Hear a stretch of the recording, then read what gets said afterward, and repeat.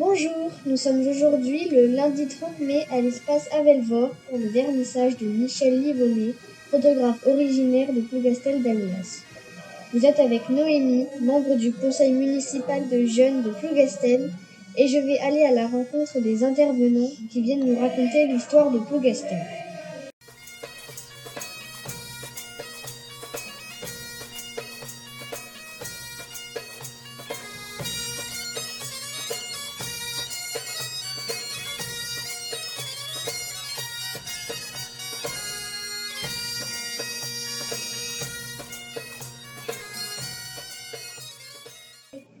Tout d'abord, bonjour à vous.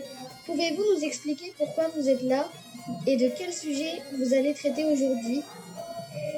Pourquoi j'ai fait ce vernissage? Parce que j'ai une personne qui m'avait demandé, en voyant mes photos, de faire une exposition. Ça ne me disait rien. Et puis, je me suis dit, si, je vais peut-être en faire finalement. Je vais choisir des photos, parce que j'en ai beaucoup.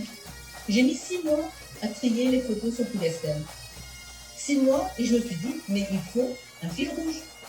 Le fil rouge, c'est l'histoire de Plougastel au fil du temps. Il y a 400 millions d'années, notre Bretagne était sous la mer. Celle-ci était chaude. Et des coraux vivaient à la pointe d'Armorique. Puis la température s'est refroidie. Des couches de glace se sont formées. Alors, les animaux qui vivaient dans les mers chaudes sont morts. Ils se sont déposés avec des particules et ont formé des sédiments au fond de la mer. Ils se sont transformés en gardant leur forme. Ces restes sont nommés des fossiles. Il a fait froid 120 millions d'années. Puis des volcans et des tremblements de terre ont commencé à faire sortir notre pays de l'eau. Les roches du fond de la mer se sont retrouvées au-dessus du niveau des eaux. Ce qui explique que l'on trouve à la pointe d'Armorique des fossiles d'animaux qui avaient vécu dans l'eau chaude. Mais ce n'était pas comme maintenant. Il n'y avait pas encore la Bretagne, juste des terres émergées. Tout doucement, de petits animaux ont pris possession de la terre et de la mer qui s'étaient réchauffées. Les humains n'existaient pas encore. Et notre région a dû subir des réchauffements et de nouveaux refroidissements pour devenir la Bretagne. Des millions d'années ont encore passé. La Bretagne était devenue une montagne entourée de steppes, avec des rivières descendant de cette montagne. L'espèce humaine est apparue, s'est transformée, s'est déplacée, toujours à la recherche d'un milieu favorable où elle trouvait sa nourriture. Quelques humains sont venus de très loin, du centre de l'Europe et de l'Asie centrale. Et ils arrivèrent vers 13 000 ans avant Jésus-Christ. Des hommes et des femmes homo sapiens, qu'on les a appelés. Il y a 13 000 ans, c'était la préhistoire. Les steppes de la région étaient propices à la chasse et à la pêche. Dans les rivières, et les familles nomades s'abritaient pendant quelques jours dans des abris sous roches. Un de ces abris a été découvert au niveau du rocher de l'impératrice. Des chasseurs nomades venus en groupe choisissaient des emplacements élevés qui leur permettaient de bien voir les animaux. Et après la chasse, ils s'abritaient sous les rochers pour les dépecer avec leurs lames de silex.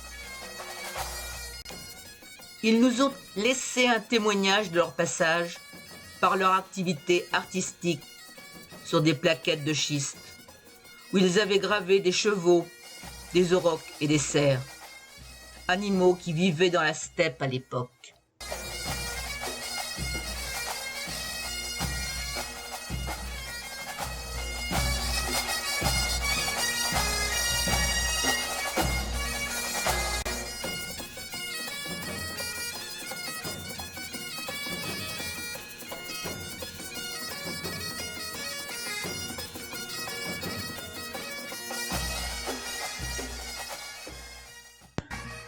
Puis des tribus s'installèrent dans la région.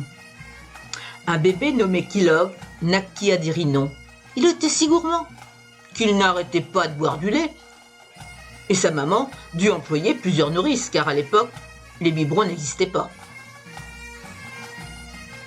Cet enfant n'arrêtait pas de grandir et de prendre des forces jusqu'à ce qu'il devienne un géant.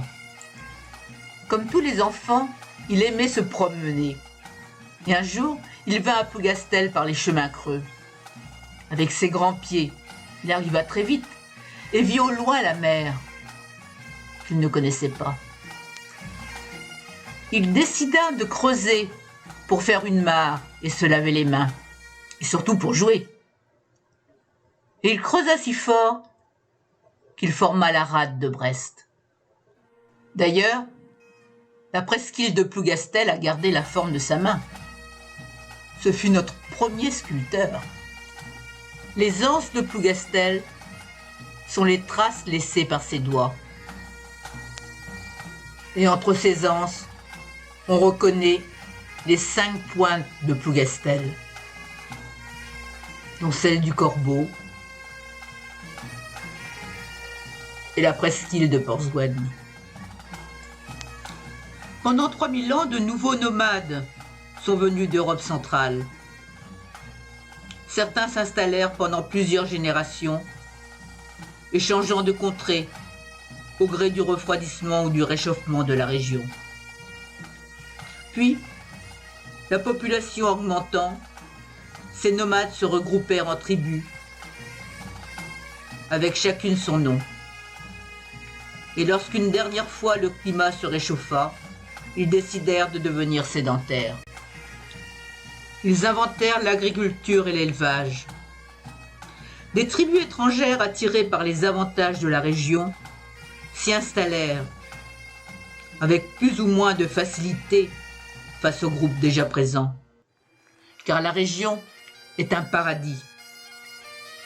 C'est ainsi qu'arrivèrent les Celtes, puis les Romains, puis les Bretons. Bonjour, je suis Michel Hogan.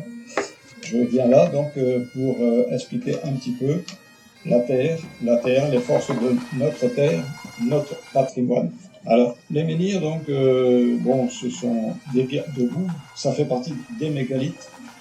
Et ces pierres-là ont été mises en place par des gens qui ressentaient les forces de la nature, qui étaient très proches de la nature, et qui sentaient donc l'énergie sortant de la Terre. Cette énergie-là vient donc entre autres, parce qu'il existe différentes énergies, mais celle-là vient des veines d'eau qui sont dans les failles de la Terre, des veines d'eau qui passent plus ou moins vite, et le frottement fait que cette eau-là, elle se charge d'une certaine énergie. À certains endroits, l'énergie-là, elle est peut-être trop forte et elle sort de terre. Et ces gens-là, donc, se sont aperçus de ça. À cet endroit-là, ne vivaient pas bien, ne se sentaient pas bien, ou même parfois se sentaient trop bien. Et pour délimiter cet endroit-là, ils ont mis des pierres debout, qu'on a donc appelées menhirs de par la suite.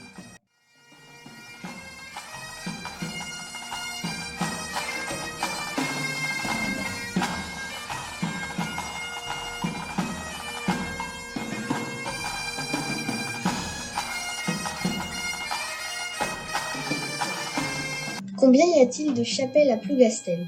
Il y a 8 chapelles à Plougastel, en plus de l'église principale. Il y a également une chapelle à la maison de retraite, et il y a 2 chapelles privées dans des manoirs, donc à Kérévote et à Carmel. Aujourd'hui, quel intérêt peuvent avoir les chapelles pour la commune?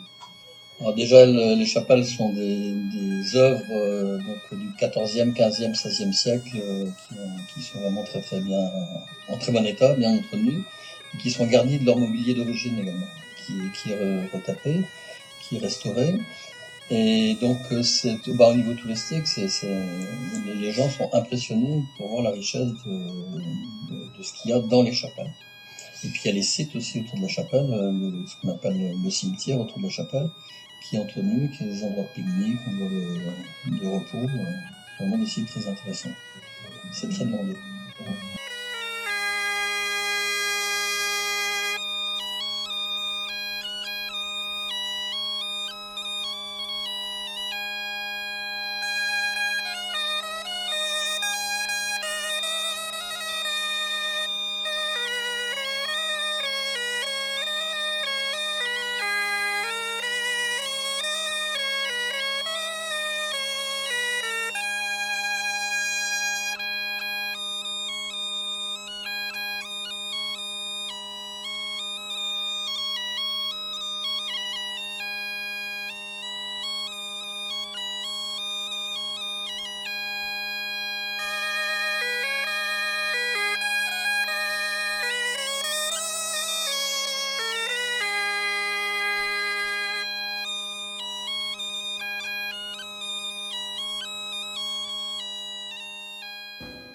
Elle est le chant du vent, la plainte de la pluie, la semence du blé.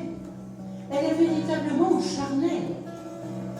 Elle est concrète et vitale, pour ainsi dire végétale. Elle est la tige et l'algue. Et par-dessus tout, elle est musique. Et plus ancienne que la langue française, je la respecte trop pour la baragouiner. Elle ravissait ma mère. Elle claquait violente à la gueule des grands chevaux, maniés par des paysans pareils.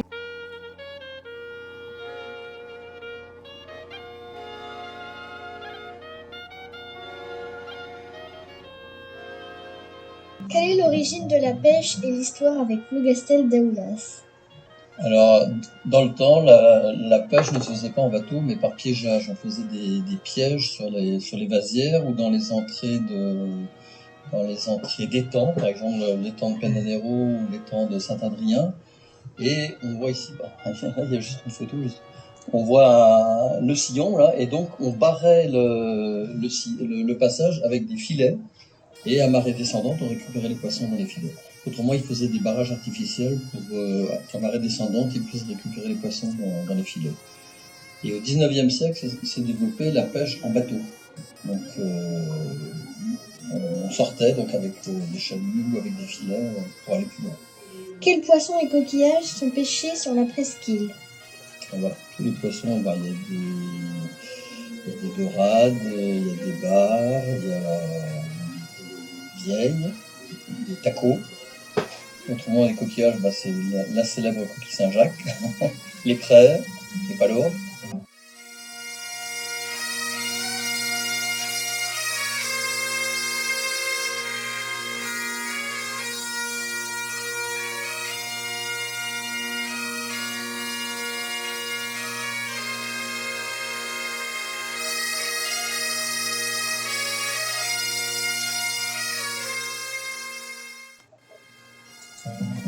Pouvez-vous nous expliquer pourquoi vous êtes là? Alors, je suis là pour représenter le coquiller Général Leclerc.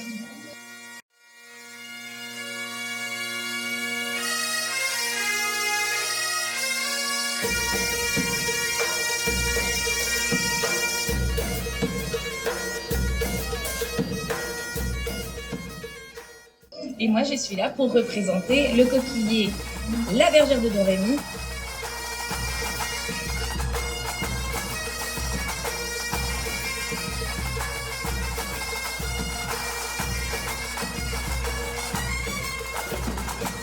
Et la gabarre Notre-Dame de Rumandol.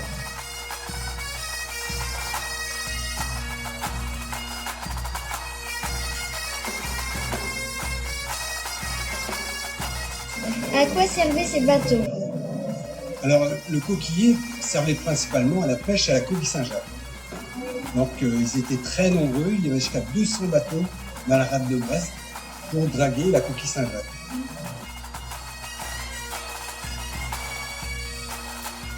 Et la gabarre Notre-Dame de Rumandol, elle, draguait le fond de la rade à la recherche de sable, principalement, qui était ensuite utilisé pour toute la reconstruction après-guerre, en fait. Il y avait beaucoup de destruction, du coup, il avait besoin de sable pour les constructions.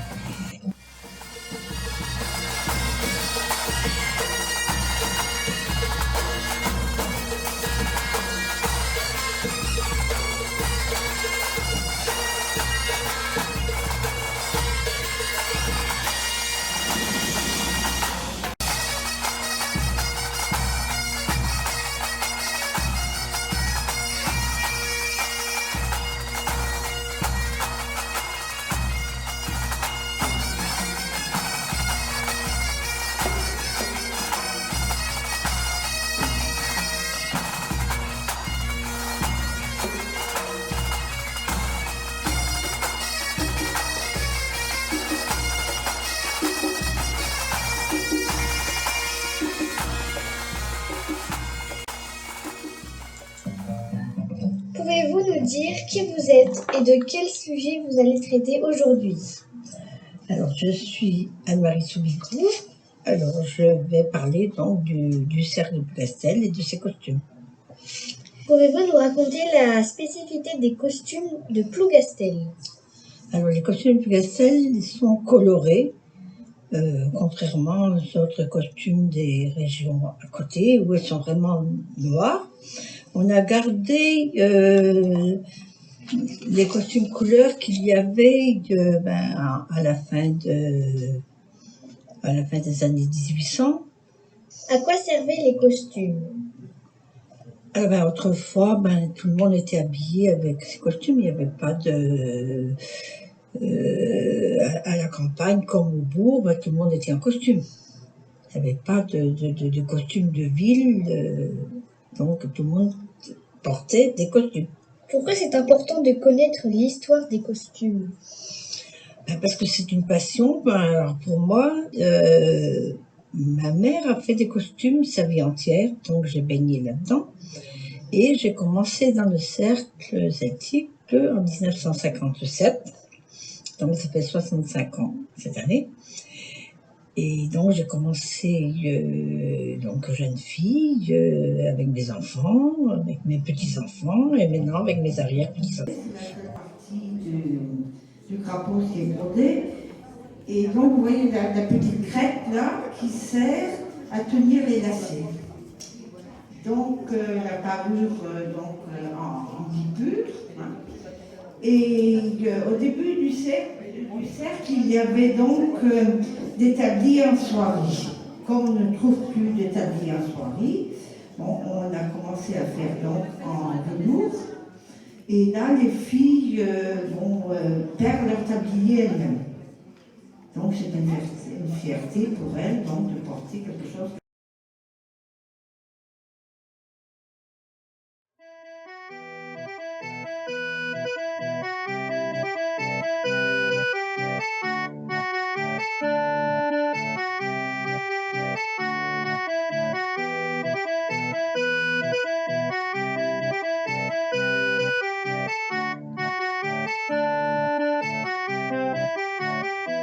Bonjour, moi je m'appelle Thomas Lebotte, j'ai 26 ans et je suis producteur de fraises et framboises sur la commune de Plougastel. Et aujourd'hui je vais vous parler de la fête des fraises. Pouvez-vous nous expliquer ce qu'est la fête des fraises? Alors la fête des fraises est une fête qui existe depuis 1942 à Plougastel et elle a pour but en fait de récolter des fonds pour aider les enfants des écoles privées de Plougastel et pour réaliser des projets.